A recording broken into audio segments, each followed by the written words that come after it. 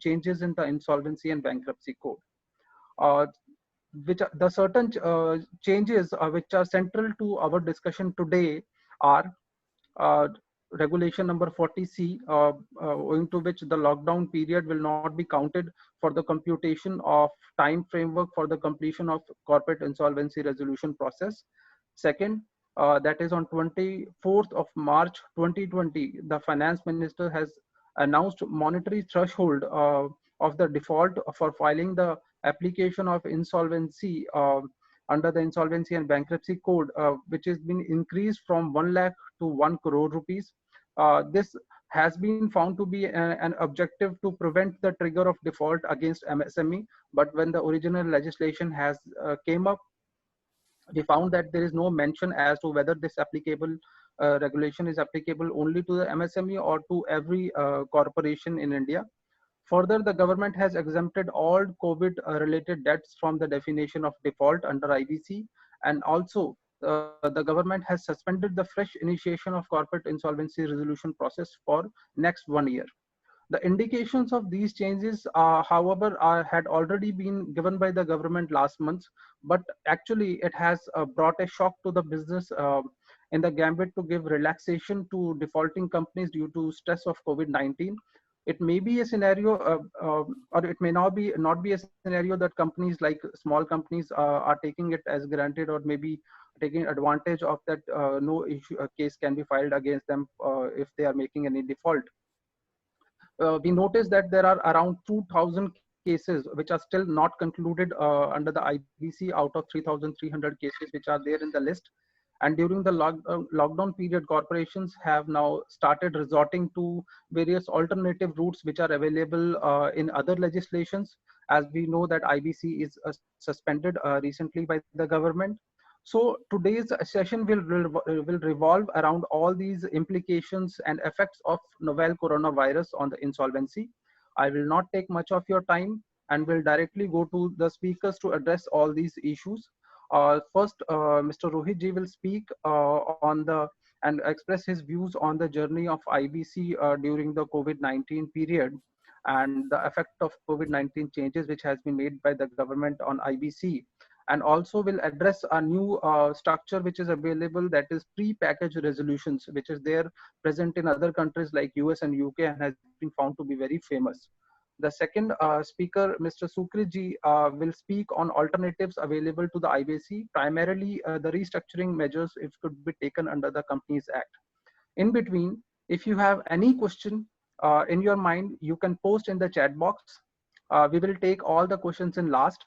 And after both the speakers have expressed their views, they will address each and every question, and will try to address almost all the questions which we have received and which you will be posing during this webinar through the chat box. Thank you. So I will go to Rohit ji to take on and start the discussion. Thank you. Thank you so much, Amit sir. Good evening to everyone. Good evening, Sukrit. Good evening, Mr. Kashyap. And thank you all for joining us here today. The topic that I will be dealing with today would revolve mostly around the impact of COVID on IBC. So we are all aware that on March 24th, the government announced that the threshold limit would be increased from rupees 1 lakh to rupees 1 crore. Now, what would be the impact of that on the current cases, the previous cases, the future cases? How good a step is this in ensuring that MSMEs and other small organizations do not fall prey to IBC? I'd also be touching upon suspension of IBC, the impact, the challenges that would be faced, and is this actually a very good decision by the government to put a blanket ban or blanket suspension of the IBC? Lastly, I would be touching in brief upon the pre-pack deals that are there in already very prominent in the US and the UK. And the government had also initially announced last year that they would be conducting a study on pre-pack deals in India. And then if it sounds feasible to them, they'll go ahead with it. So to begin with, yes, the threshold limit, as most of us are aware, has been increased from rupees 1 lakh to 1 crore. Now, what was the intention of amending Section 4? The MSMEs, most of them have faced huge financial crunch during the past couple of months at least. And the government, if we also see the other circular and notifications that have been brought in for other laws as well, have been trying to put more money in the hands of the smaller organizations to the individuals, and then safeguarding them from any legal action that could be taken. So this is basically a crux of the issue, that the government wanted to support the MSMEs to sail through these difficult times. Now, one confusion that has always been there ever since the notification has come out in most of the minds of the people is that whether this would be prospective or retrospective in nature. Would it only cover the cases that would be now coming in, or even the cases that are pending for hearing before the tribunals? Now, interestingly, the Kolkata NCLT has recently passed a judgment where a case was filed, obviously, last year. The final hearing was pending. The amount was less than rupees 1 crore. But the NCLT has decided that this amendment would be prospective in nature, and hence the application was admitted for initiation of CIRP. Now, it is still awaited whether the corporate debtor is going to go for an appeal with the NCLAT, because unless the government comes out with certain clarity on this, it is expected that this would go in appeal and more clarity would be given by the NCLAT or the Supreme Court. Now, recently also there was an amendment that was the ordinance that was announced, that the debts that will be incurred during the time of COVID, they will not be considered a part of default under the definition of default going forward. And along with that, obviously, suspension was also announced prior to that. Now, this will bring in another set of confusions in the mind of the people. For example, if the IBC provisions are already suspended for a period of maximum 1 year. Now, if there is a debt that is incurred in the times of COVID, firstly, there is no time limit that has been given yet. Would it start from 1st of March or 1st of February or 1st of April? And would it be only for the period of 3 months or 6 months? How do you define the times of COVID, the period of COVID? That ordinance is expected to clear that out. Now, if a debt is incurred during this period by a company, and after the end of suspension of 1 year, the period of 1 year of suspension ends after that, can you file a case for a debt that was incurred during these times of COVID? That is another area where some clarity would be really appreciated by every stakeholder. And this is something that I'm sure once the ordinance is out, a lot of clarity would be given on this. Now, what was majorly the need to have these amendments? What was the impact that COVID was having on companies that IBC was majorly to be amended? See, practically, though it has been reiterated time and again that IBC and NCLT are not tools for recovery, practically they have been used as such. If you look at most of the cases and most of the mindset of the people now is, you file under IBC, you recover your debt even without the company going into CIRP, and you go your way. This has not been the intention of IBC as such. The intention was, the purport intention, even if you read the preamble of the code, that you want to keep the company as a going concern, maybe bring in a new management, pay off all its debt, and then continue it as such. It was not to just pay off the debts of the creditors, and creditor using as a tool for strong arming the debtor into paying off the debt. Now, would this suspension solve that problem? The government has announced that for the first 6 months it would be implemented, and again for 6 months, maximum of 1 year, it could be implemented. Now, who is this helping? It is helping obviously the distressed companies. A lot of companies have started firing their employees. A lot of companies have realized that they would not probably be able to sail through this if COVID continues, and then they are now not able to conduct their business properly. This will also bring us to another point. If at all IBC is not suspended and people are filing cases, or companies are going into insolvency, would there be buyers? It is also a major concern that everybody is losing money right now. Would people be encouraged to put money in or put resolution plans in to get a company to stand up on its feet again? So that is one of the major concerns that surrounds suspension. Now, if we come on to suspension, okay, IBC is not in the picture, but the other remedies are. If a company has incurred a debt, a creditor can always file a case, let's say in the civil court, right now, although there is a moratorium by the RBI for loans, but once that moratorium period is over, the RBI, the financial institutions would also be filing under SARFAESI. So how are you safeguarding the rights of the companies for which you actually suspended the IBC? Basically, what the impact of this suspension is that you are taking that remedy out of the hands of the creditors under the guise that the debtor would not be pushed into insolvency. But on the other hand, the benefits of IBC that were being taken up by the debtors and the creditors, you are depriving them of that as well. There are a lot of stress companies right now who might have been thinking that they would go file under Section 10 of the IBC and get a good resolution plan, and the company would still be a going concern. Now, at least under IBC, that is not there for them right now. Obviously, Mr. Sukrit will be touching on restructuring of debts in detail, and that would be one area where the focus would be from now on, at least until the IBC is suspended. But companies who would want to go into insolvency to get a resolution plan, the creditors who are thinking they would take the benefit, suspension at least would put a stop on that for the time being. Like I said, it was being used as a recovery tool as of now, but if this is not a recovery tool, people will resort to other means anyway.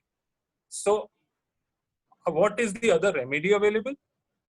If not suspension, what should have been done? Now, in my personal opinion, a brief from the page of probably Australian government and the Germany resolutions could be taken into consideration. What Australia has done is they have increased the threshold limit, which India has also done. Now, they have also allowed an increased time for the companies to respond to, for the debtors to respond to the cases filed to them. Now, earlier it was only 21 days. Now it has been increased to 6 months. What India could have also done is under Section 9, if any case is being filed, debt demand notice is being sent, a time period of 10 days is given. That time period could have been increased to probably say a couple of months or 3 months, during which the debtor and the creditor can sit down and probably discuss about how the debtor would be paying off this debt, what are the remedies available for him. Rather than strictly filing under IBC, this time period could have been used. This is something that could have been done. The other thing that Germany has done and that India is also has announced is the debt before COVID. That would not be considered for suspension of the proceedings under IBC. They have announced that from 1st of March 2020, if the debt is continuing from that, at least they'll consider suspending the proceedings under IBC against the company, but not the debts that are before that. So that is one thing that also India could have considered in its implementation of this suspension. Rather than a blanket ban, these could have been certain initiatives that could have been taken. Similarly, as I said earlier, it would be very interesting to see how these two, the suspension, blanket suspension, as well as the debts arising out of COVID would go hand in hand. Now, if a resolution plan is also brought in and it is the proceedings go on for a longer period of time, it is always seen that the value of the assets goes down. Now, if a company is distressed right now and it doesn't have the money to pay off its debt, it doesn't have the recourse of a resolution plan, the value of the stressed assets are anyway going down. There is not much buying power in the economy right now, and it's going to get worse.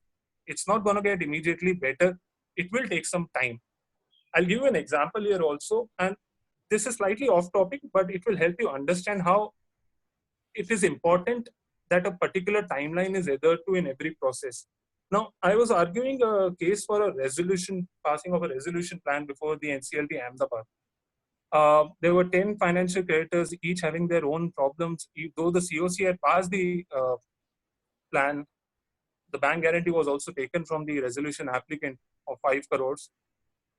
During that time, a COC member who was the dissenting COC member, he filed an application before the NCLT saying that I am not given proper share in this resolution plan. This is not acceptable to me. That proceedings went on for a few days. After that, the decision of SR was pronounced. So the NCLT Ahmedabad was of the view that the resolution plan should now be judged under those parameters under the Supreme Court's decision. That was done. Another 2 months, 1.5 months passed. The meeting took place, then the hearing took place. After that, there was another application filed by the resolution applicant whose plan was not considered. These applications are going on simultaneously. So this took about 8 to 10 months, considering the flow of the proceedings and all that. Now, the resolution applicant who had already filed his bank guarantee, who had already given his bank guarantee for 5 crores, he was incurring interest. And he was on the verge of uh, withdrawing his resolution plan, saying that I don't want to go ahead with this company anymore. This is at least incurring me losses for now. Before the order could have been passed, because of COVID, all the proceedings stopped. So it's been 1.5 years now that he has already given his bank guarantee. And this timeline, if you understand in the bigger picture, how timelines are important when money is involved, or any person for that matter. So I don't think suspension as a blanket suspension would help in the long run.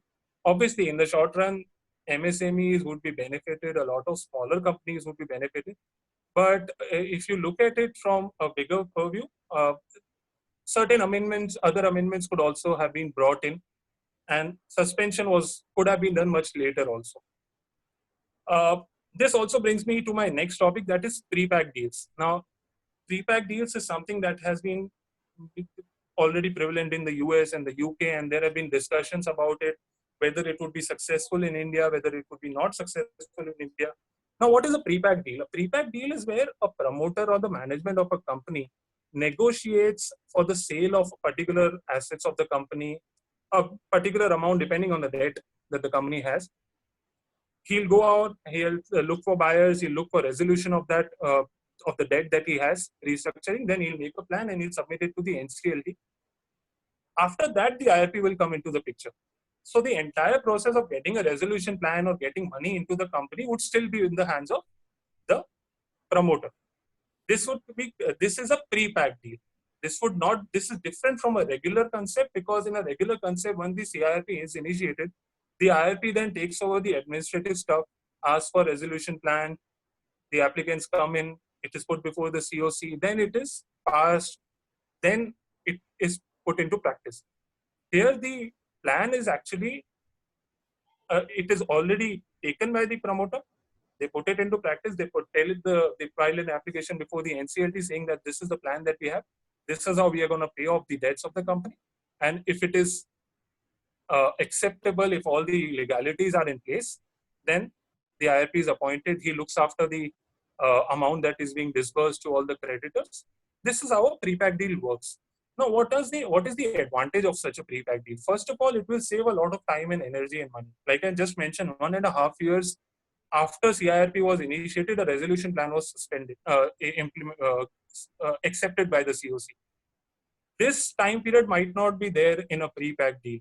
So it will save a lot of time, money, and energy for all the stakeholders involved. It would also reduce the burden on the NCLTs. Right now, there are so many cases filed for resolution plans for all the smaller applications that are filed. In one resolution plan, on an average, two to three other applications are also filed just by the other stakeholders who are probably not happy by the plan, who are looking for a better plan, who have a problem with how the COC meetings were conducted. So all these burdens from the NCLT would be taken away. Thirdly, it would always a pre-pack deal would be already finalized beforehand. So the IRP's job is to ensure that it is being done legally after it has been passed by the NCLT. Everything is the procedure is being followed properly. So that is one other advantage, that it would give a better return to the creditor as such, because the deal would be finalized beforehand itself. Now, the other side of the coin, it has also been said that these pre-pack deals would not bring good enough money in the hands of the unsecured creditors, because when a promoter or a management would go out and negotiate with its creditors, the major amount always lies in the hands of the secured creditors. So that those would be the ones where first the promoter would focus on, And therefore, unsecured creditors have that apprehension that we might not get enough money from this process. That is one major critique that it has. Second major critique is that moratorium would not be applicable in such a process. Now, even when a promoter is going out and negotiating a deal with any buyer, they are getting on common grounds with the creditors, there would still be creditors who would file some other cases against the promoters, the management of the company, the corporate data basically. So how do you stop that?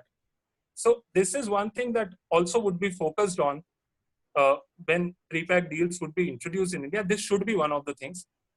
Transparency is another major reason, because since the promoters are the only ones who were there when the company fell into this pit of debt, they would now be given the same responsibility to bring it out of that pit.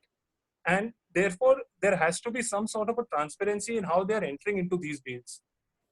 This would be a major concern, how the promoter has entered into certain equations with these people who are putting in money, whether there was enough transparency, whether all the legalities were followed. This is something that would be obviously a big matter of concern. I know Sukrit would be touching on the restructuring in light of pre-pack deals, but this area should also be a major concern for the government before bringing in these provisions. Now, right now, the IRPs, when he is appointed, the IRP, then the IRP, they are responsible for all the issues that a company goes through from the point that he is appointed till the resolution plan is passed and implemented. Now, in a pre-pack deal, the IRP would come into the picture much later. So, what would be his powers? His role has to be defined clearly. Can he challenge certain actions taken by the already existing promoters? That certain relations that he built, certain money that he got in from the creditors or from the buyers. How do you define his rights and his obligations? For now, it has already been clearly defined that under CIRP, these are the duties of an IRP, of an RP. But going into pre-pack, this might have to be changed a little depending on the scenario. And the last being, and this is another side of the coin where initially we think that this would lower down the burden on the NCLT. But if you look at the bigger picture here, if a process of pre-pack deal is not being carried out properly, would it open the chances of more litigation being filed, both by the stakeholders as well as the IRP filing applications, that this process was not carried out properly? So obviously there are pros and cons of this process.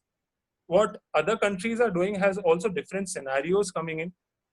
US and the UK have different kinds of business models prevalent. There are the way of doing business slightly different. In India, considering the MSMEs also in mind, considering how it's easy to find such loopholes in the system, it would be interesting to see how pre-pack deals would be brought into place. And given that suspension has now been put into place, it is imperative that very soon government would announce something regarding pre-pack deals, and if not through the normal restructuring process, pre-pack could be one of the other options that could be taken up. So this is my bit. Sukrit, over to you. Thank you so much, Rohit. That was quite insightful, I must say. I can see that you have a question and the chat box. Would you like to take that up right now, or should I like start with my talk and you'd like to address this a little later? Let's do it at the end, if you don't mind. Sure, not an issue at all. Great. So essentially, like Rohit said, that pre-packs are something that which may be the solution, but at the very same time, there are certain issues that concern pre-packs for that matter. Let's come back to pre-packs in a bit. I'll certainly touch upon that subject once again as well. But prior to that, let's also take a look at what are the other mechanisms that already exist in the Indian legal framework when it comes to debt restructuring specifically. So essentially, when we are looking at the Indian scenario, primarily we have seen that the IBC certainly did bring down quite a lot of impetus to debt restructuring over the course of the last 3 to 4 years.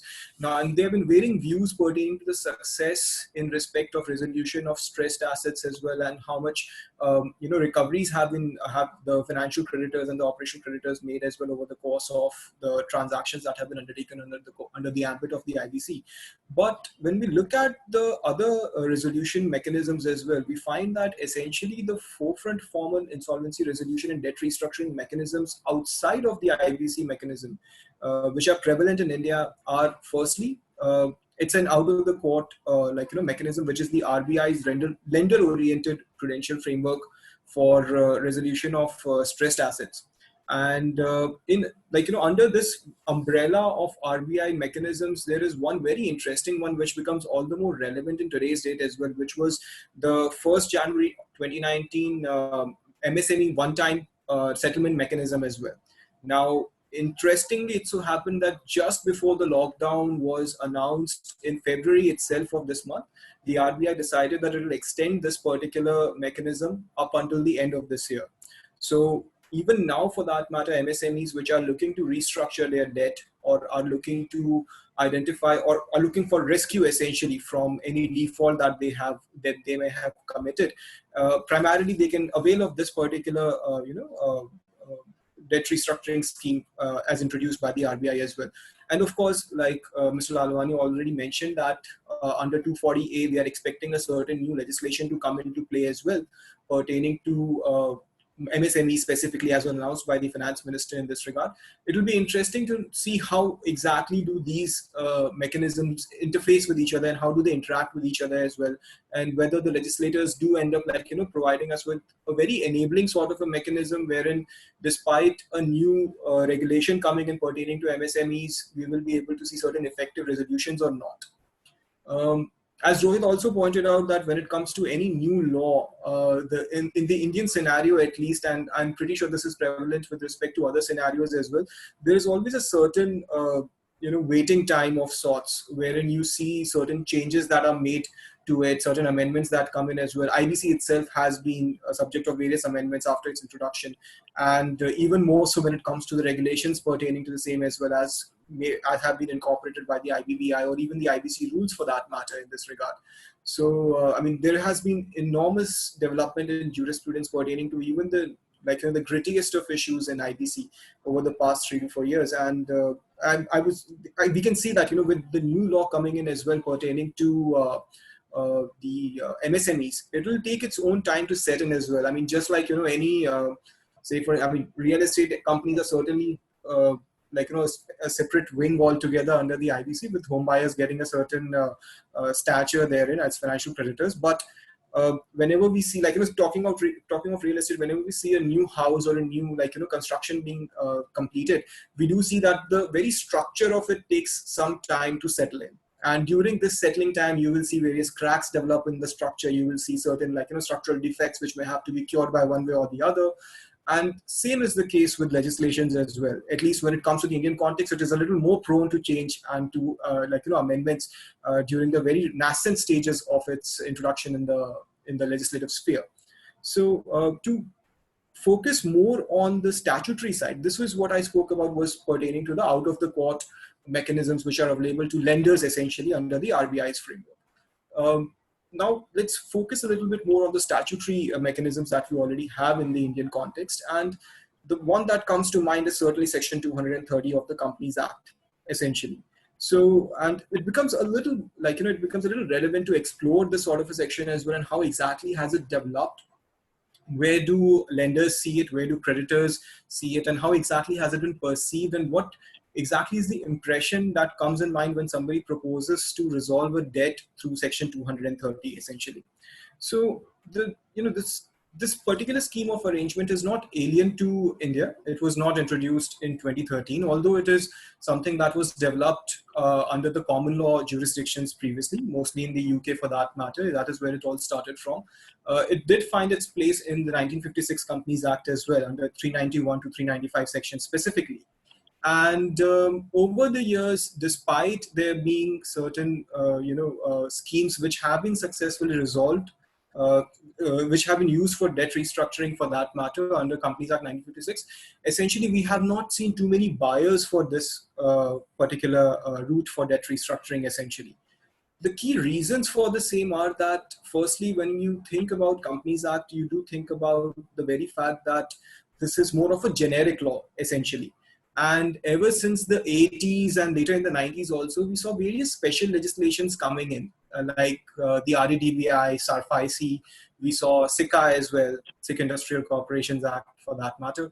And all the jurisprudence that came into being pertaining to the interaction between these two, the statutory mechanism of the Companies Act as well as under these specialized legislations, the judiciary opined that the specialized legislations should get a precedence over the general provisions of the Companies Act. And that is one of the reasons why there was a lot of resort to various other mechanisms which have come and gone. And even the IBC for that matter as well takes a lot of precedence in this respect over any of the other general laws pertaining to debt restructuring, of course. But now with IBC out of the picture and with most of the other special laws also out of the picture, SICA certainly was repealed by the IBC itself. And even with respect to SARFAISI for that matter, there are certain, for SARFAISI, of course, it is considered to be, it is a special law for that matter as well. But how it interacts with Companies Act is that it definitely does take precedence over Companies Act in that regard. And there have been specific judgments in this respect as well, wherein while, and more so under the 391 route for restructuring.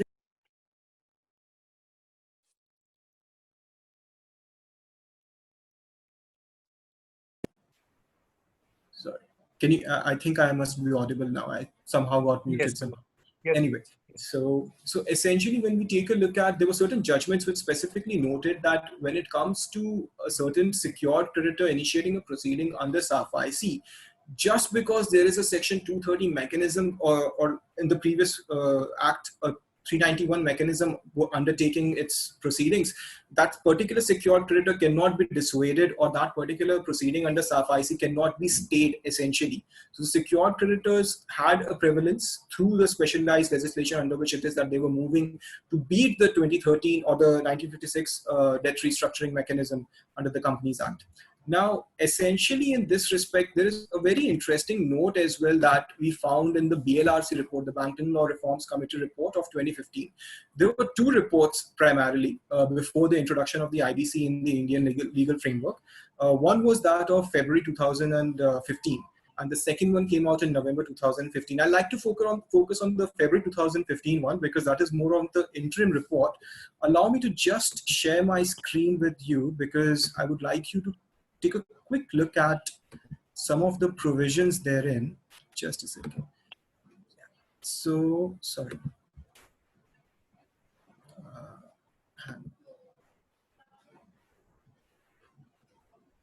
Right now we have the section 230 over here. Just a sec. Yeah. And here it is that we have the interim report. So the interim report on page number 45, as you can see, I've highlighted it over here as well, that various committee reports which studied the procedure under section 391, 395 of the Companies Act 1956 found that this procedure failed to meet the crucial requirements of a rescue mechanism. It was a protracted procedure, too expensive and complicated to be effective, where speed and urgency were required. Speed and urgency are certainly the need of the hour, given the economic distress that a lot of corporate entities are going to face, essentially in this respect. But very interestingly, let us now take a look at page number 78 of this report itself. So when it speaks of the 56 provisions, it makes this crucial observation. When we come to 78, however, and it is here that we take a look at how the BLRC has taken a note of section 230. So in this respect, it clearly notes that, over here, that the scheme of arrangement under 56 for debt restructuring have not had many takers in India. And this partially attributable to the perception that court-driven processes necessarily involve delays, significant costs. Additionally, there have been problems of holdouts by creditors. Notwithstanding these factors, the BLRC notes that schemes of arrangement in India have been relatively successful for schemes between shareholders. So when it comes to mergers and amalgamations or acquisitions for that purpose, these schemes have been employed to a greater extent. Such schemes are typically driven by the advisors of the parties and involve minimal intervention from the courts. The BLRC is of the opinion that schemes of arrangement can become a very effective tool for debt restructuring, acknowledging, however, that such restructurings can also be achieved less formally and often less expensively through a workout outside the court. Given that the proceedings for schemes of arrangement can be initiated without any proof of default or insolvency, they can facilitate early intervention and finality.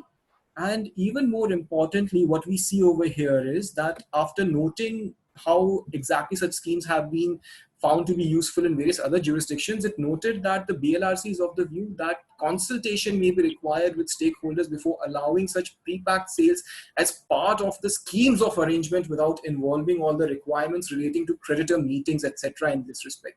The general perception from what I would like to invite your attention to is that most of these schemes, like 230 has been used primarily for, for more of corporate restructuring rather than financial restructuring essentially over here. And it is the very reason that, they see a lot of court interventions and a lot of delays pertaining to the same as well. Because when we look at how exactly is it that 230 works in its own sphere, you will see that firstly, it is the company itself which has to identify that it wants to even invoke Section 230 in that respect. A key difference between IBC is that IBC is default oriented, especially, whereas a Section 230 scheme can even be undertaken by by a solvent company for that matter in this respect. And once the board actually ends up deciding that it does want to go ahead with the 230 scheme, there's a very complicated procedure, or rather a very not a complicated per se, but a very time-consuming procedure wherein you have to identify the creditors with whom you want to, make the scheme of arrangement for restructuring your debt, because it is up to the board to decide that it can only choose a certain class of its creditors specifically. It need not necessarily involve each and every creditor out there in that respect. So it can exclude operational creditors or a certain other class of creditors from its purview. The other aspect being that when it comes to identification of creditors, there are certain classes of creditors. So just like in IBC, you have under Section 53 the entire hierarchy. And even within that hierarchy, you find that if there are certain types of creditors who qualify as financial creditors, and even under financial creditors, there are certain creditors who may have more of contingent liability than other liability for that purpose in that respect, from the corporate debtor, of course. They can be treated in an equitable fashion essentially over there. So even when it comes to a Section 230 scheme per se, you do find that there are classes of creditors that exist in that respect. And courts, however, the way they have interpreted classes of creditors in the context of the 56 Act and subsequently in the context of 230 as well, to a very limited extent for that matter, is that they will not intervene too much with these classes. They will not spend too much time classifying a certain creditor as falling in one class or the other. They will not want to diminish or make too many classes of creditors essentially, because that will only elongate the process and make it even more difficult essentially to have that particular scheme of arrangement accepted or passed as well by the creditors in that respect. Now, the most important aspect herein is that a 230 scheme essentially requires the vote of 75% of the secured creditors per se. This is something of sorts which is a hindrance rather, because even under the IBC, you saw that the vote of share of the committee of creditors required to pass the resolution plan was reduced to 66% by the amendment which came in last year, essentially. So primarily when we again take a look at Section 230, we do notice that there are various delays that were being experienced, resultant whereof it is that it was not the most preferred mechanism per se in this respect. But when it comes to now the present scenario that we are so dealing with essentially in these circumstances, and given the BLRC's opinion as well that schemes of arrangement can be used as the basic structure rather to incorporate and involve or introduce pre-packs rather for in the Indian context, it becomes all the more essential to note that pre-packs as such will have to be very, very different from what a scheme of arrangement can look like.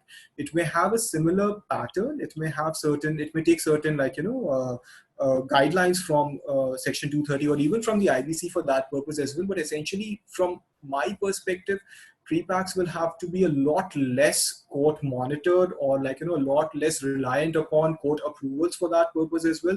There will have to be a very limited role of the court essentially in this respect to ensure that the time that is spent in negotiating with the creditors is lessened. And secondly, also that the cost of the entire proceeding in the pre-pack is also reduced in this respect. And there are various kinds of pre-packs as well, which can be introduced in India. So the legislators will have to be very, very careful and study these particular modalities of pre-packs essentially to identify what might be the best for a certain kind of industry. And what is even more relevant is that even if we introduce a pre-pack scheme, it will also remain to be seen whether it actually ends up ascribing or aligning itself with the interests of the industry specific requirements as well, emanating from the present economic distress that we are experiencing. Because even like IBC for that matter, there was a lot of discussion pertaining to whether IBC should have be applied as it is to power companies for that matter, to energy companies in that respect. And this led to quite a lot of discussion during the course of the past 2 years. And subsequently, it is that they found in Dharani Sugar's judgment itself that the RBI scheme, which they had introduced to the February 12th circular, was no good. The court interpreted it, the Supreme Court interpreted it and found that 35A of the RBI Act does not exactly allow that particular scheme to be in place. Essentially, whether that might not have been the desired result, but that certainly did come out of the entire tug-of-war that kept happening between banks as well as the power companies essentially in that respect.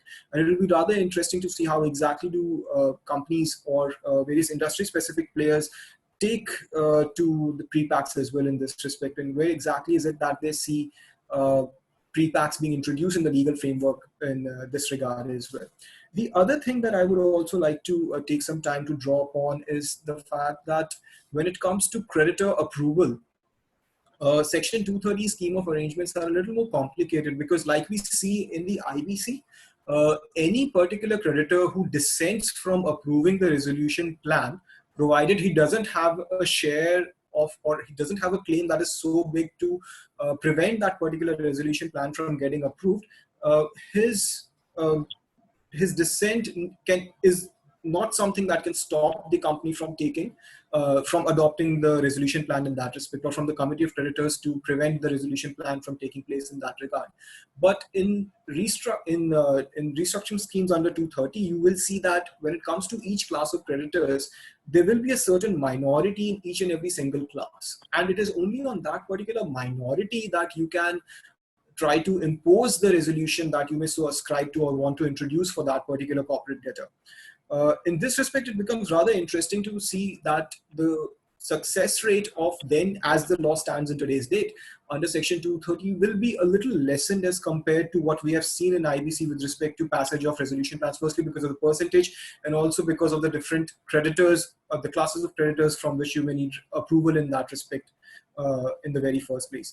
And why is it that we see this difference as well? That is also quite an interesting question. And the answer to that is that the IBC essentially finds in its very preamble that it is a code, and as Mr. Lalwani had also pointed out, designed to balance the interest of all the stakeholders in the resolution process.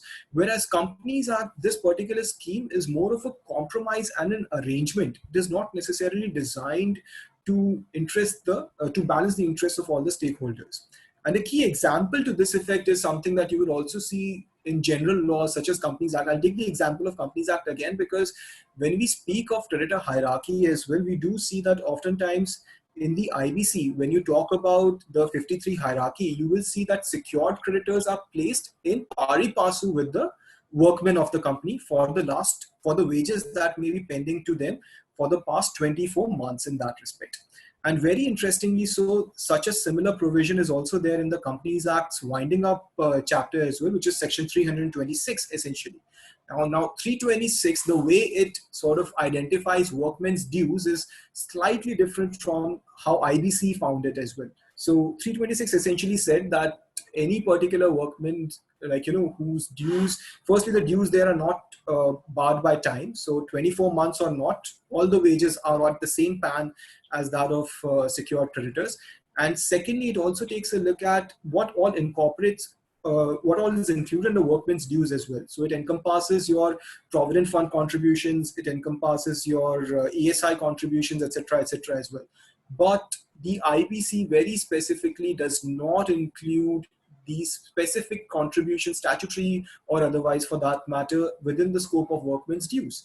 And this is something that was very rightly held by the NCLAT in the Mozarbe Karamchari Union judgment as well, which came out last year and subsequently was upheld by the NCLAT, by certain other NCLTs as well in judgments earlier this year as well. And that clearly shows that IBC essentially was designed to balance the interests, whereas Companies Act particularly does not exactly ascribe to any of these protections specifically. But that does not, however, say that there is no scope of protection that can be garnered to other creditors who may have dissented or whose interests they might feel that they have been compromised. Because when we take a look at, and now I'll take you to the provision again, because there's a certain protection for them in this respect. So let us take a look at the Companies Act again. I'll just share my screen once more. So I think you can see this now. Yeah. So when it comes to, and it is over here, you will see that, yeah.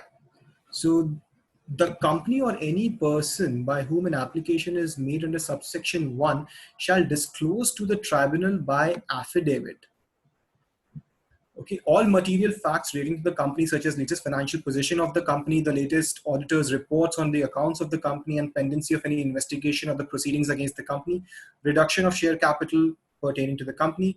And specifically in C, you will see any scheme of corporate debt restructuring consented to by not less than 75% of the secured creditors in value, including 1, a creditor's responsibility statement in the prescribed form, 2, safeguards for protection of other secured and unsecured creditors, and 3, report by the auditor that the fund requirements of company under the corporate debt restructuring as approved shall conform to the liquidity test, essentially meaning that subsequent to the scheme taking place, the fund requirements will be sufficient to ensure that the company remains as a solvent going concern primarily, based upon the estimates provided to them by the board.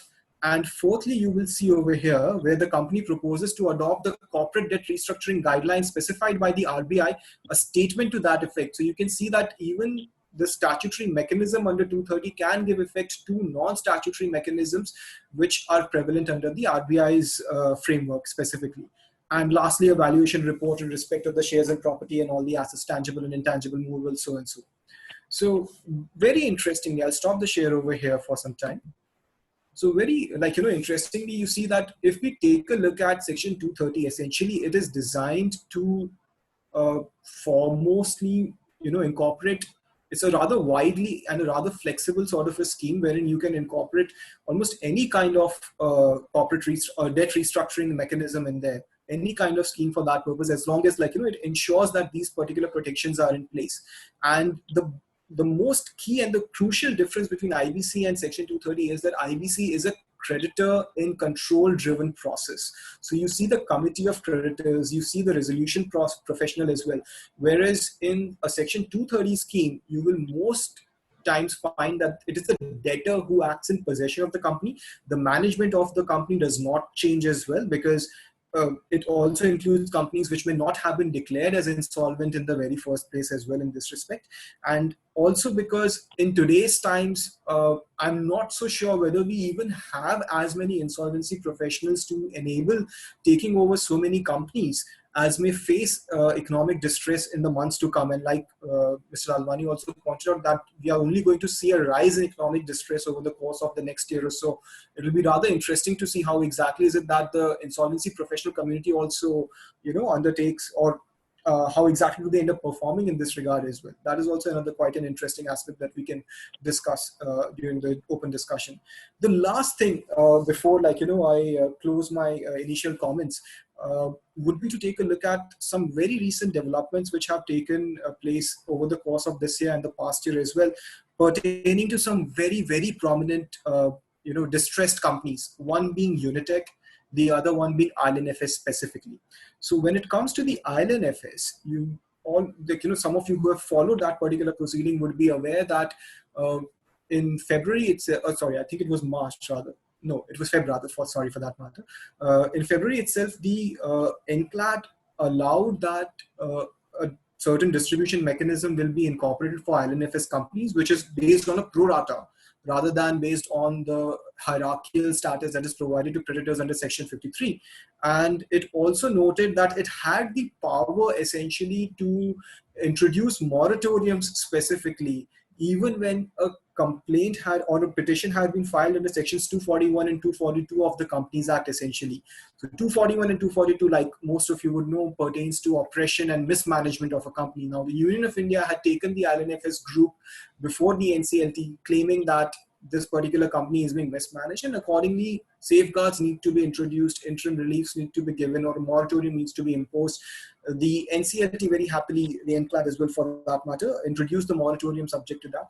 And it is at the juncture when we saw that the NCLAT was in favor of giving the pro rata distribution, which was heavily opposed by secured creditors in that respect, that they took the argument that the moratorium itself is something that the NCLAT could not have introduced. And the NCLAT in its judgment noted that under section 241 subclause 242 subclause 4, it has the power to pass directions for equitable and fairness, equity, and to maintain equity and fairness in the process that it may so employ to address that particular mismanagement as well.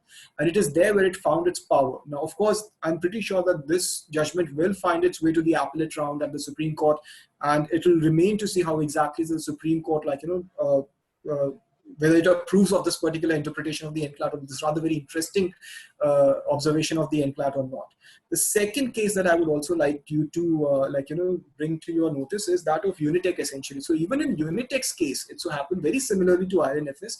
The Union of India approached the NCLT saying that we want to replace the board of this particular company because it is being mismanaged. And accordingly, there was a lot of to and fro with respect to that particular application. The Union of India at one point in time withdrew it, then subsequently again introduced it as well in the NCLT. And when the matter reached Supreme Court, the Supreme Court in its order firstly decided that the NCLT should not have approved of the scheme in the very first place for resolution of such a big company in that respect.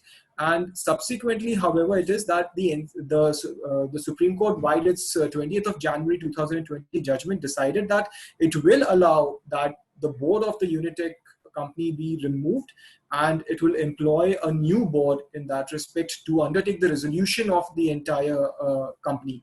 And very interestingly, through that particular order, it introduced a moratorium not only for Unitech, but also all of its subsidiaries, which essentially include over 200 entities in that respect. So almost as big as ILNFS, maybe not as big, but something that is as almost as big. And very interestingly in this respect, let me also share with you a certain, because I was advising certain people on this particular transaction, on this particular proceeding. There's a very interesting, aspect that you can note in this regard, which is that when you go to, sorry, one second. I'll have to drag this a little bit down. Yeah. When you go to the mechanism which has been employed by the amicus to invite claims from home buyers, because Unitech essentially is a real estate company, which is more or less invested in residential projects.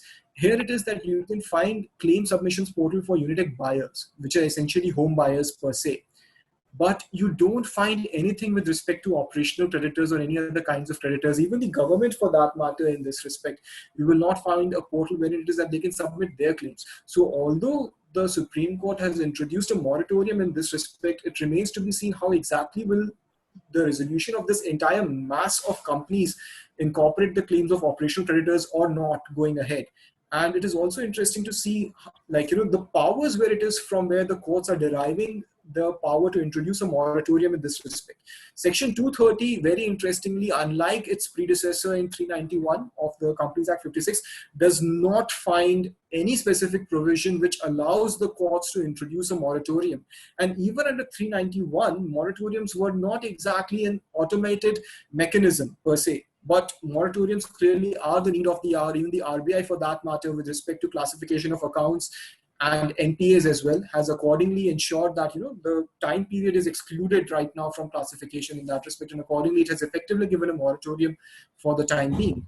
So it remains very interestingly to see how exactly will the legal framework develop in the near future, and also very interesting to see whether pre-packs will actually find a place immediately in the legal framework or not, and what are the other steps that can be taken to ensure that these particular mechanisms can be introduced, and whether there will be any this thing, what do you call, any the interaction between these mechanisms as well, statutory as well as non-statutory, what will be the same. I'll stop sharing my screen right here, and I think I'm done with my initial comments for the time being.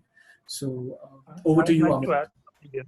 Sukrit, for a couple of points that you made, I'd like to add something here. Firstly, because regarding the class of creditors. Now, it took a lot of time for the legislature as well as the judiciary to determine the class of creditors under IBC. Now, even until the last moment in the SR judgment, they had to give some clarity on what the operational creditors would get and what they wouldn't get and all that stuff, even after 3 years of 2.5 years of IBC being into picture. So that is why I also think a suspension would be a step back in this case, because no matter what other mechanism that you bring in, the clarity that IBC had already given you would have been very useful in moving forward and creating a balanced approach for the parties. Secondly, the time period. As you also mentioned that IBC obviously had a limited time period earlier, 270 days, now 330 days of completing everything. And restructuring might not provide you with that liberty. So pre-pack schemes in that regard can be a mix of both. You can give a pre-pack scheme with the promoter being the guiding factor, along with them giving us a specific timeline of, let's say, 180 days or 270 days to finish entire stuff, or else the company would be taken over by, let's say, the suo moto, probably insolvency would be conducted and IRP would take over the company. So something like this should be brought into the picture. Otherwise, it would be more like the promoter deciding and doing whatever he wants to do. And at the end of the day, neither the creditors' the interest is being taken care of, nor a particular timeline is being adhered. So these were a couple of very good points that you also made.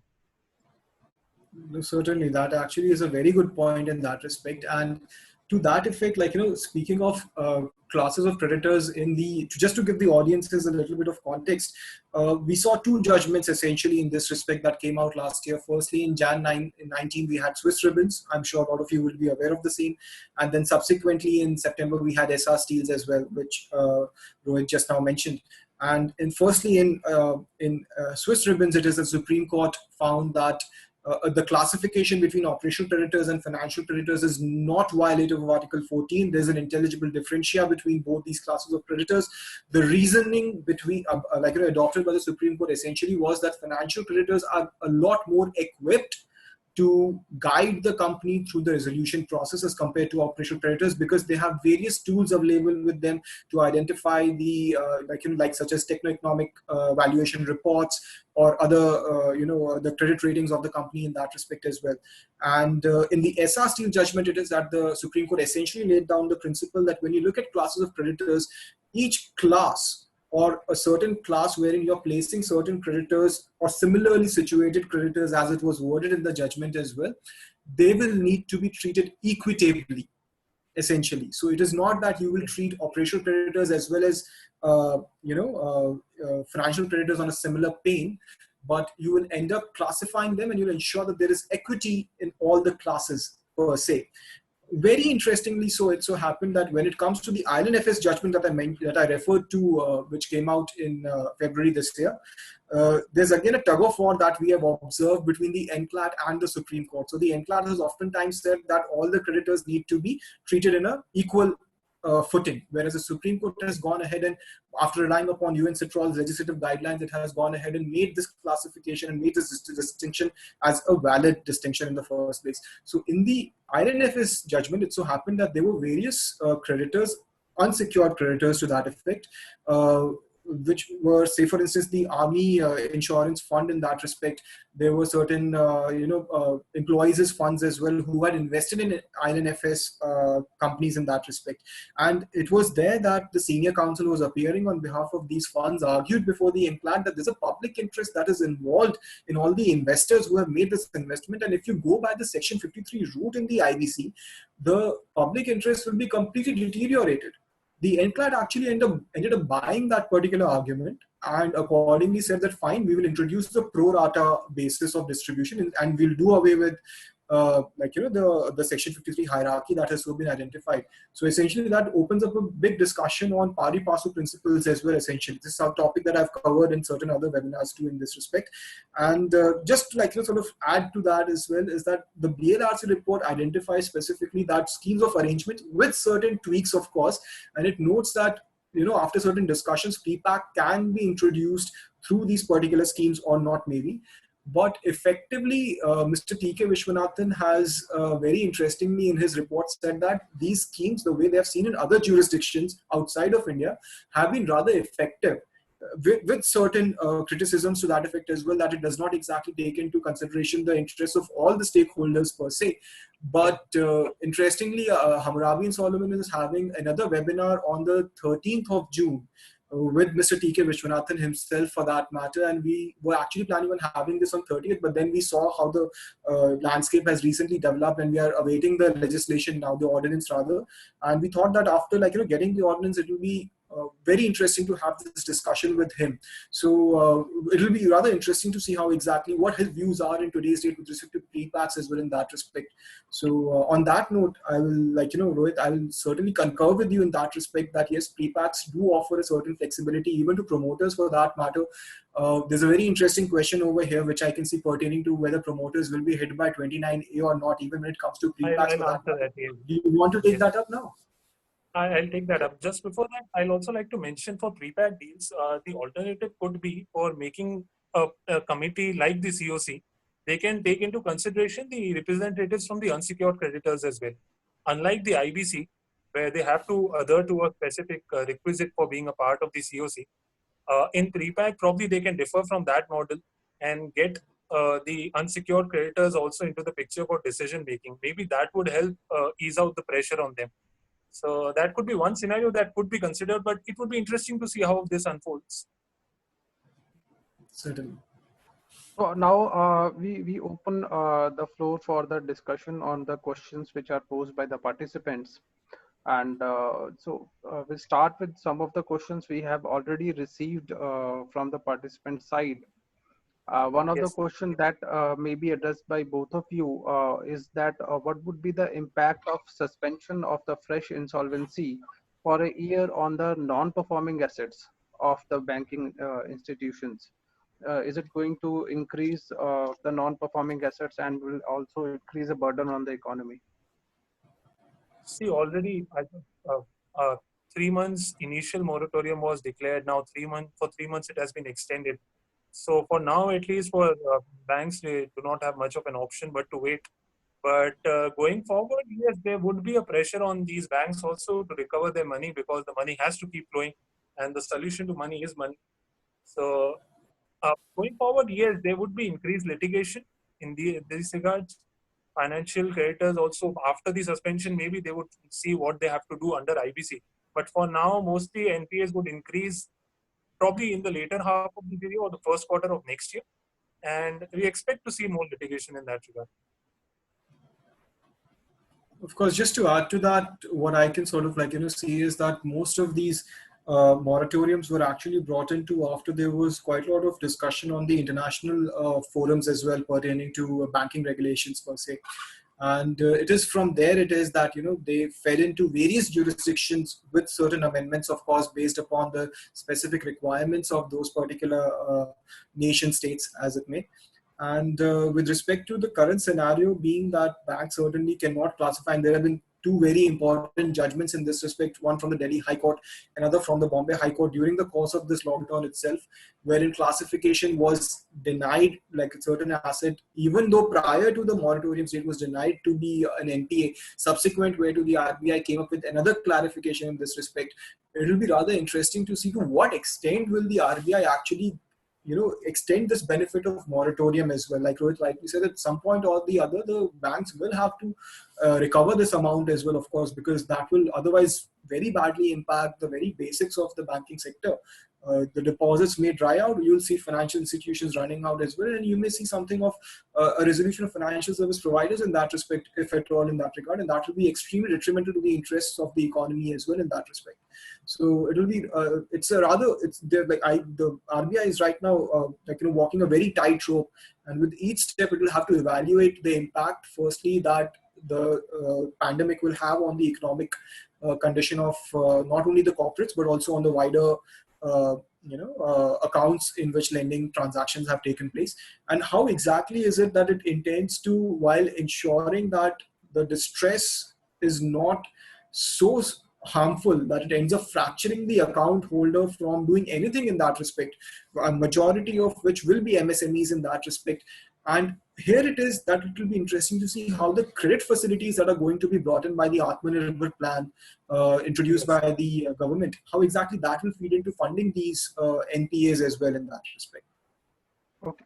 So one question is asked by one of the participants to Sukrit ji, that government has suspended Section 7, Section 8, but what exactly is the rationale of also suspending Section 10, wherein the voluntary initiation can be done?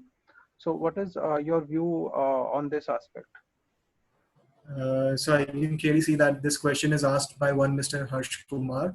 Thank you so much for this question, and you must have read recent reports as well by various experts on this subject who have clearly said that Section 10 should not be done away with when it comes to IBC, essentially. Exactly. The rationale, however, whether this actually whether the ordinance will encompass Section 10 or not is something that we will have to see once we get the ordinance in place, once we get the read the fine lines of the legislature in that regard. But if it does, to think about it from an analytical perspective, why should it introduce a Section 10 right now, or do away with Section 10 rather right now, is that even if a company feels that it is not able to service its debt, and secondly that if in case it wants to avail the benefit of moratorium as well, because essentially when you look at IBC, what it does is that it puts all your creditors in a very disciplined line, right? Nobody can proceed against you barring certain criminal pressure building proceedings in that respect against certain specific promoters only, but not against the corporate debtors specifically.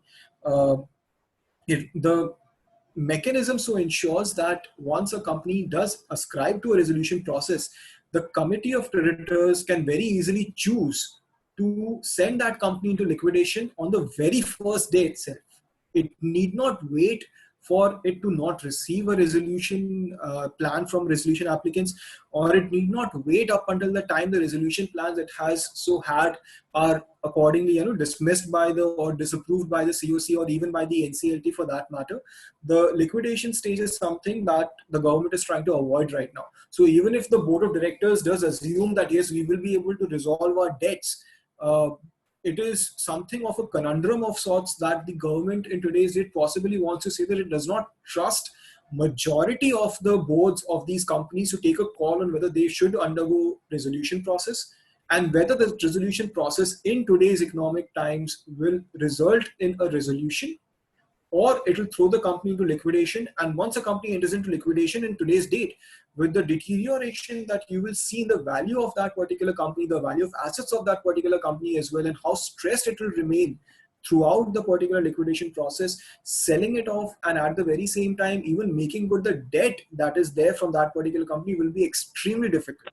Probably this could be the intention, but then again I believe that a certain nuanced approach needs to be incorporated over here, so that even if companies or MSMEs as well for that matter do realize that yes, I'm not able to service my debt, my balance sheet is clearly showing that my liabilities are far more than my assets, they should have a certain mechanism similar to Section 10, if not Section 10 entirely, or Section 10 mechanism with certain tweaks to it that should enable that particular company or that particular board to responsibly resolve the debt of that particular company.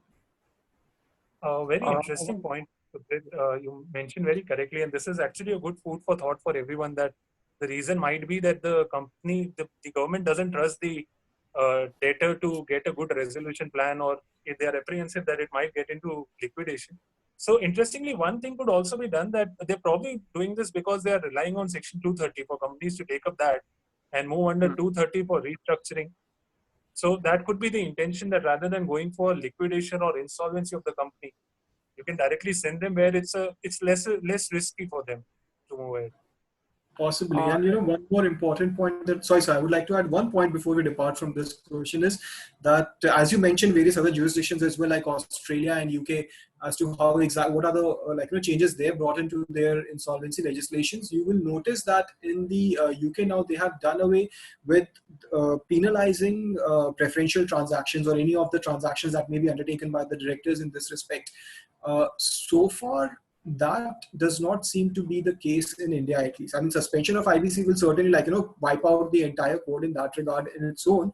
But looking at the kind of transactions that directors may have to undertake, given the economic distress that the companies might be undergoing, it will be rather interesting to see where exactly or how much exactly is it that the government ends up enabling the corporates as well to decide upon whether they want to undergo the resolution process or not. Another interesting aspect would be that, because we have oftentimes seen that Section 10 has been identified as a sort of a mechanism for the company to evade its debt as well, that it undergoes resolution, subsequently comes out with a clean slate sometimes. Maybe to avoid that as well, that they've incorporated this particular, or at least from what it seems to be in the time being, that they want to suspend Section 10 in this regard. Sorry, sir, over to you. Yeah. So next question is also connected to the alternative routes only. We can also as resort to civil court, and there is also Commercial Courts Act and other legislations which are also alternative to the IBC when it is suspended. So if we resort to that procedures, when the suspension is lifted, whether the companies or corporations can go back to the IBC and take the remedies under that? Rohit, you want to take that? Yes, once a case, for example, I'll tell you what practical approach is here by most of the NCLTs. Once a case was initially filed before the civil court, and people used to resort to filing a case with the NCLT as well, just to recover their debts, showing that there was no dispute. Most of the cases, the NCLT started to reject in the first hearing itself, saying that if you're already before one forum, you don't need to come to us. This is not a recovery forum. So that would be one aspect where, if you are now going for a civil or a commercial suit before any forum, you cannot just come back and file once a suspension is over. Secondly, why most people used to choose IBC was because of its fast mechanism. Within a year, most people used to get back their money by creating many pressure tactics over the debtor. That doesn't work as fast in the civil courts. So guilty as charged, most lawyers have done that as well. And I am sure everybody would agree that this is the most quick process that one could have offered in a country like India, where obviously the dates and the pendency with the judiciary would be a major concern for any litigant. So alternative remedies are always available, but yes, for the next 1 year, yes, IBC would not be there to help. Just to add, my 2 cents to that response. Firstly, when you do take a look at the Commercial Courts Act as well, although it does provide certain timelines in that respect, you also see that if you're undertaking any recovery actions against a certain corporate debtor or any debtor for that matter under a recovery proceeding, whether it be through arbitration as well, which is also a time-bound process now. Except for Order 37 proceedings, which go up before the civil courts and in certain cases before the commercial courts as well, and they have become time-bound. The time-boundedness is only directory in nature from what I understand. In arbitration proceedings, it is a little more strictly implemented, but when it comes to commercial courts, essentially, there are delays, however, that we face. And like Rohit also said, that essentially filing a Section 9 petition for an operational creditor seemed to be the best way to recover the money ever since the introduction of IBC. There is a certain downside to it as well. You need to be very cautious while advising a client whether you should proceed with a Section 9 application or not. Because if in case that particular company is in no position whatsoever to negotiate with you or to enter into a settlement with you that might be acceptable to you in that respect, the CIRP process will get triggered. And you will end up bearing the initial expenses of the CIRP in that respect as well. And especially if you're a corporate, if you're an operational creditor, there is absolutely no guarantee that for a company which has not even been able to defend or negotiate with you to that respect. And although you may have the 12-way route, which again, is a rather complicated process and something that can add to a lot of stress even for the operational creditors in that regard. It can lead to a place wherein you end up funding the entire CIRP. The secure creditors come in, they realize their securities through one way or the other, either through Section 53 mechanism or during the course of resolution itself. They end up deciding or adopting a resolution plan that the operational creditors will not have too much scope to challenge in the very first place, and accordingly do away with the entire investment with the very purpose with which you may have proceeded under Section 9 in the very first place. One thing I'd like to add here, one example, the case that I was mentioning earlier regarding resolution plan being approved by the adjudicating authority, the case was admitted on the application by an operational creditor. Now, ultimately, he got about 1.1% of his entire debt. So he had a debt of about 3 crores, plus he had incurred the cost for the initial month for CIRP process. And at the end, he was receiving 10 cents on a dollar. So that is a big concern to people who would not get their money back. If you're an operational creditor, you are lucky to get 4-5% max. 1% is something that people usually get nowadays. Absolutely. Couldn't agree more with that. So many of the participants are more interested to understand about the effect of 29A, which makes ineligibility of persons acting in concert and connected persons and related parties. So whether it will be having an effect and how on the pre-pack deals as well. So if you can take on this. For pre-pack deals, yes, that's one of the major concerns, because if you look at the structure of 29A and the judgments that have come in the recent past by the Supreme Court also, if you go strictly by 29A, a pre-pack deal would not be possible. You will have to either bend the section like it is now, or you'll have to create pre-pack deal as an exception to that. Because the decision making in a pre-pack deal initially lies with the promoter. And that is the basic essence of the deal, the scheme. You cannot change the basic essence of the scheme and expect that everything else would fall into place. Then it would be more or less like the other resolution plans itself, and we'd rather stick to the current scenario than go with pre-pack. So we either change Section 29A to create an exception for pre-pack scheme, or we make pre-pack schemes in a way that when the promoter is also taking decisions, he has certain person guiding him or keeping an eye on him, like an IRP appointed for the process ever since the start. Right now, the promoter does not take decisions regarding that once the application is admitted. In pre-pack, maybe we can get in a scheme or get in a scenario where both the IRP and the promoter would do it together. So that could be one of the things that could be thought of. But right now, 29A is a hindrance. It's a challenge to implement pre-pack.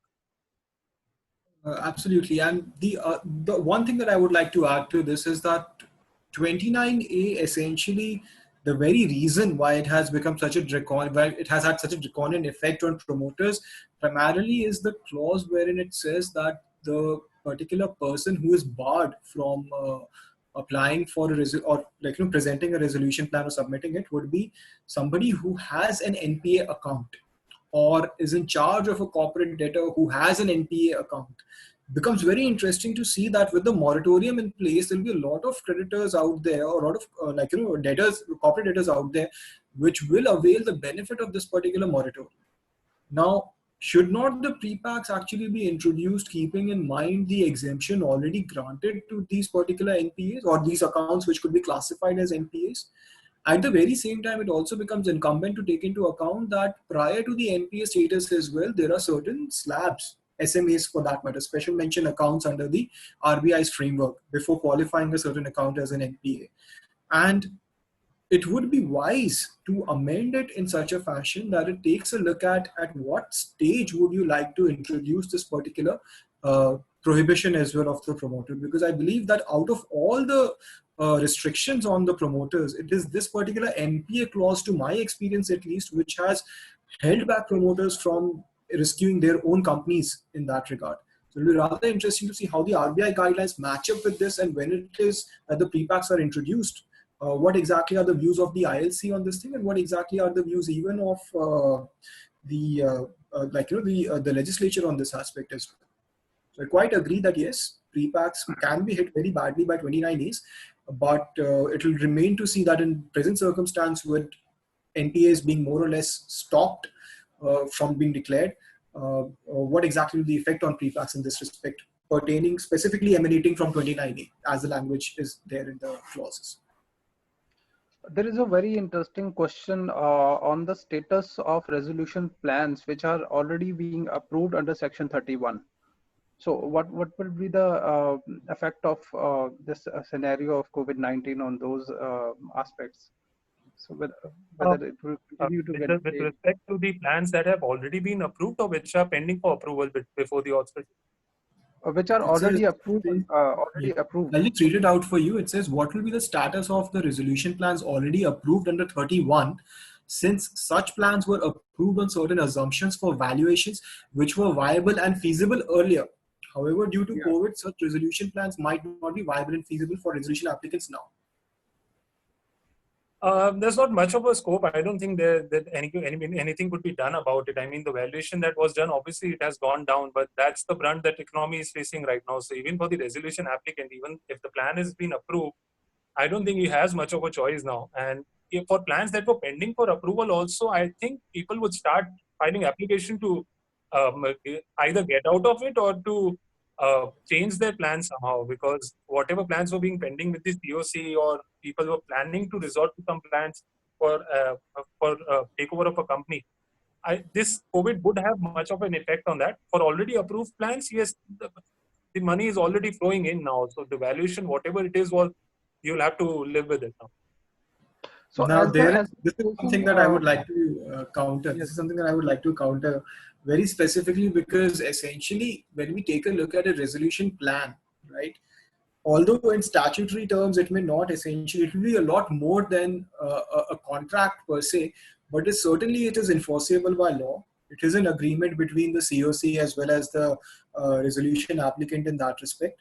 And could you not argue the frustration of contract under 53 of Indian Contract Act, as we have recently seen, and how exactly it has, like, even if there's no force majeure clause in the resolution plan, in today's date, could you not argue that because of the economic distress, because of the frustration or the inability of the resolution applicant to be able to carry out that entire scheme under the resolution plan, it should be prevented, or it should be safeguarded from the consequences it will have to face?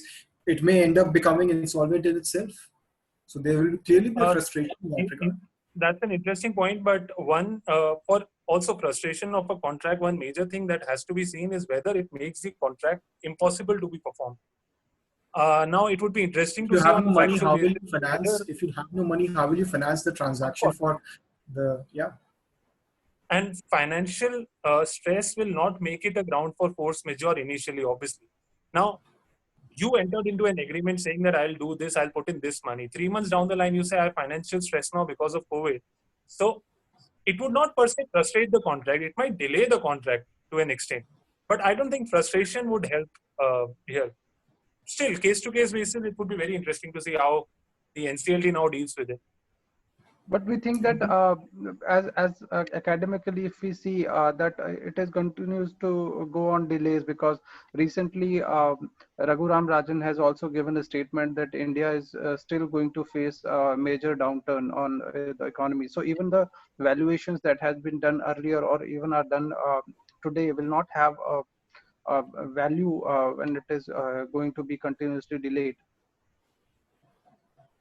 Absolutely, I couldn't agree more with you, sir. I mean, this is something of an unprecedented circumstance that we are so encountered with, and overcoming this, even for resolution applicants for that matter, no matter how uh, powerful they are, or how able it is that they are, or how willing it is that they are to resolve a certain company and subsequently take it, make it a going concern, and accordingly make it functional as well.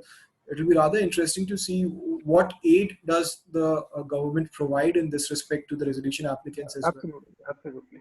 What practically also happens is, see, for example, when a plan is approved, let's say the adjudicating authority has also approved that plan and everything is falling in place right before the COVID hit.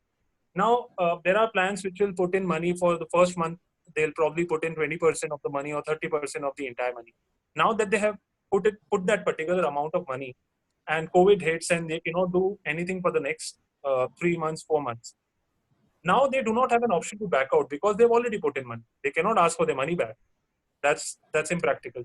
Secondly, now if they don't have the money to put in further, what will be the scenario? Whether the NCLT would help get it liquidated, whether a new resolution can be passed to get it liquidated. Bank guarantees also will come in place because they have initially given a bank guarantee for a particular amount. So those would be invoked. So obviously, depending on the financial crunches that a resolution applicant would be facing, the successful resolution applicant, there have to be case-to-case solutions for that. Cannot have a straitjacket formula there.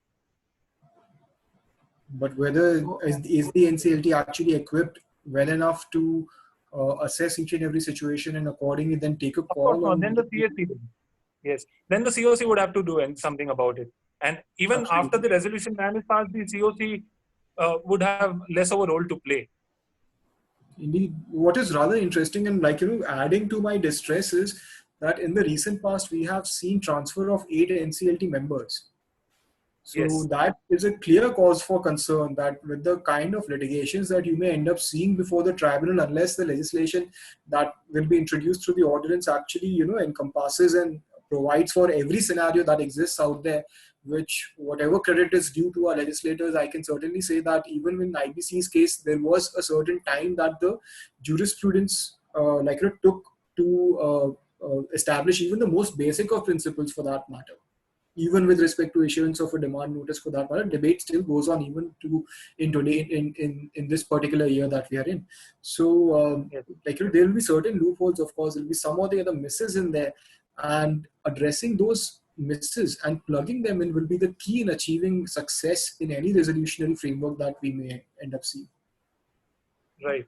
So even if you resort to the Companies Act, we have to approach NCLT.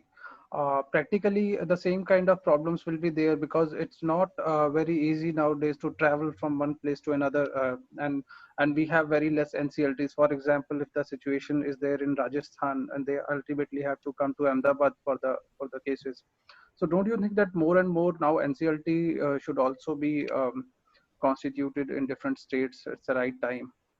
NCLTs, I think they've increased quite a lot over the past year. Even Rajasthan now, for that matter, has Jaipur. It came out in 2019. It's 2018, I believe. For 2019. 2019. I think we have over 16 NCLTs now across the country, and with the increase, however, what it actually depends upon is the swiftness with which the NCLTs come to the rescue or come to adjudicating upon the matters that are there before them. Because presently what we understand is that NCLTs are, this is a general perception that a lot of young team members that I end up dealing with is that NCLTs means only IBC proceedings. The problem is that a lot of younger lawyers who have recently started litigating, they haven't seen or approached the NCLT for an operation of mismanagement or a Section 230 merger and amalgamation, because it oftentimes happens that the board of the NCLT is so badly structured that it just does not end up reaching till the very tail end where it is that you would find all these matters as well in this respect. This is a serious cause for concern, because from my own experience, there was this one particular matter. I will not take the name of the NCLT where it was, but this was an operation mismanagement matter, and it was filed in January of a certain year.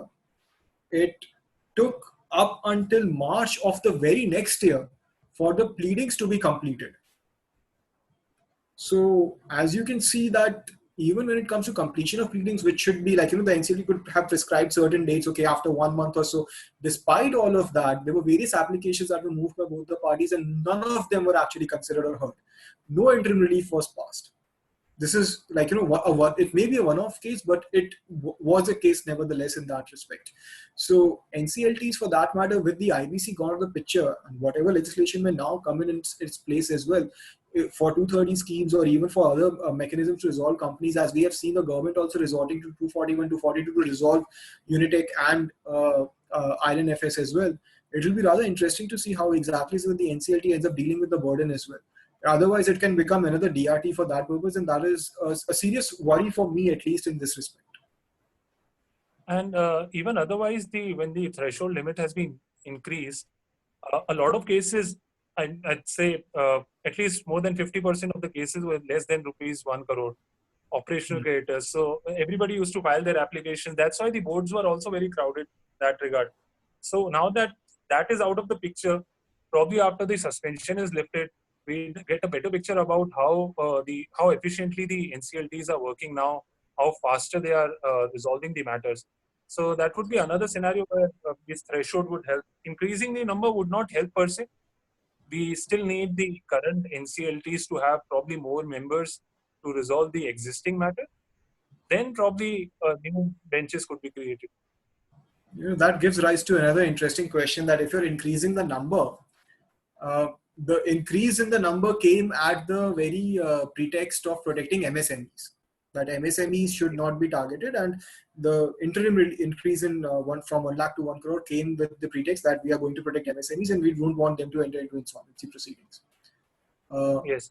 Now that the MSMEs will have a different mechanism altogether, and even for other corporate debtors which do not qualify as MSMEs, even in the new definitions that have been incorporated, yes, the threshold amount would have crossed 1 crore for a lot of these debtors in that respect by now, I'm assuming.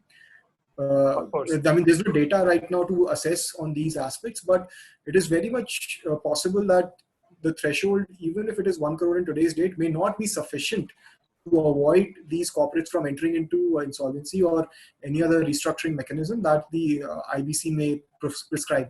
And that is where it becomes essential to suspend the IBC in its own to ensure that even a 1 crore worth of a debt doesn't end up bringing a corporate debtor into the resolution framework, the CIRP specifically. Varun, would you like to ask a question, because Varun is very enthusiastic student of insolvency law. So, my question to Rohit sir is, will the pre-pack carve out operational creditors from claiming their debts, as it's mainly between the secure creditors and the debtor? So won't the objective I can't hear you, Varun. Sorry, sir? Sorry. Was that question for me? I can't hear you. Was that question for me? Can you please speak a little louder? We are having difficulty hearing you, Varun.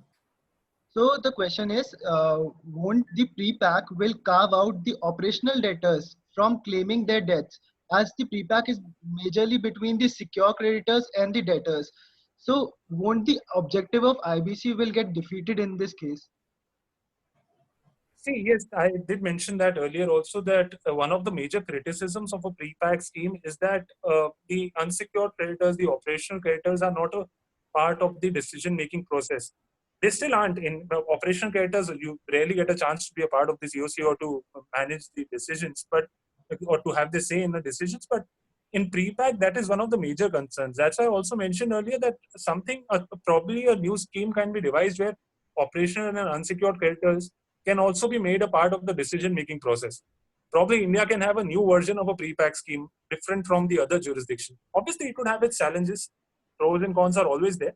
But from how the pre-pack schemes are there right now, yes, unsecured and operational creditors do not have much of a say. It's all in the promoters and the secured creditors. One more question to Sukrit sir.